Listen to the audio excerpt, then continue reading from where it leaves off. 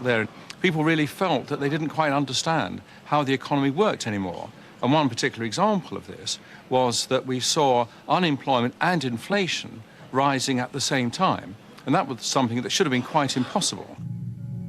And while this was going on, they're sitting in Chicago, in the States, with the monetarists who said, no, we know perfectly well what's going on. We can explain it. You've been led astray by your Keynesian beliefs, and we can explain precisely what's going on, and it's all to do with the growth of the money supply. I and people who believe the way that we did were saying that a continuation of the policies was going to lead to higher inflation and more unemployment. It represented a recognition that fine efforts to produce paradise on earth were producing something very different than what was intended. Friedman argued that any attempt to put money into the economy to make it grow was doomed to failure. But he was not challenging the idea of the economy as a predictable system, only how it worked. He considered his laws were as powerful and objective as those of the physical sciences. It was scientific.